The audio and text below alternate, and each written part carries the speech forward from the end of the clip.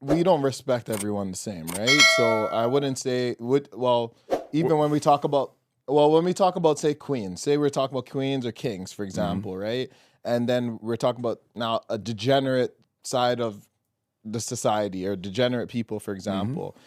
I'm not assuming people are gonna have that type of respect to be like, oh yeah, the queen's there and the king's there. They're all like, you get what I mean? It's not, when you say those type of words, it is a sign of respect. And I know what you're saying when it comes to like the black women and what they've been through. It's a sign of respect you're giving to people. But is respect something that has to be earned, or is that something that's a given? I think as African people, we have always believed in a basic level of respect for anyone, no matter what their situation is, because at the end of the day, they still have the same ashe of God in them that we all have.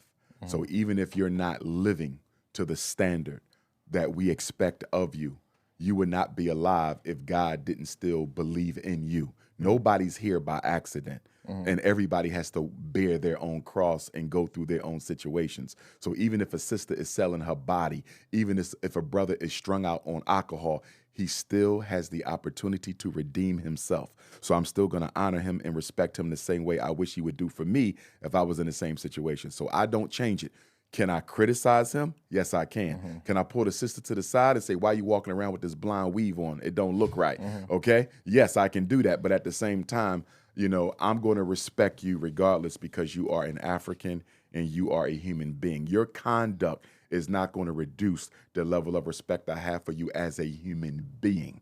You understand that? Yes. Now, I may have to criticize your behavior. I may have to hold you accountable. I may have to exclude you from this particular movement because of your conduct. But I'm still going to respect you because the God that is in me is the same God that is in you.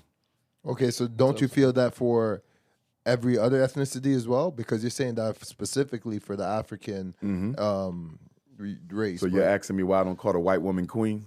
No, yeah. Well, I mean, you just We're said doing you all have to. black women. You just Black said we have to queens. respect all human beings. Right, but that's the thing. Right, but when I call a sister queen, this is an in-group title of respect I'm giving to my women. It ain't got nothing to do with the Arabs, the Chinese, the Latinos, the East Indians, the Jews, or the Caucasoids.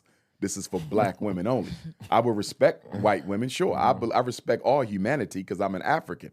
So if a white woman is coming and I need to hold the door, I'm going to hold the door. If a white kid needs my help to get out of special ed or help his mom stop him from being expelled from school, I'm going to help him, and I do. Okay. You understand? But my priority and my obligation is my own people. No other group counts more than my own, and we don't count more than them. The problem with African people, because we've been so brainwashed by religion, we think we have to love other people as much as we love our own folks, and we never get any specialized attention because of that. That's when you hear Negroes say, I don't just love black people, I love everybody. That's just their way of saying you're not special to me because you're black, and that's a problem, because a Jew is always more special to a Jew than a non-Jew. An Italian is always more special than an Italian than a non-Italian. Only with black people do we not give ourselves a special level of honor in comparison to other groups.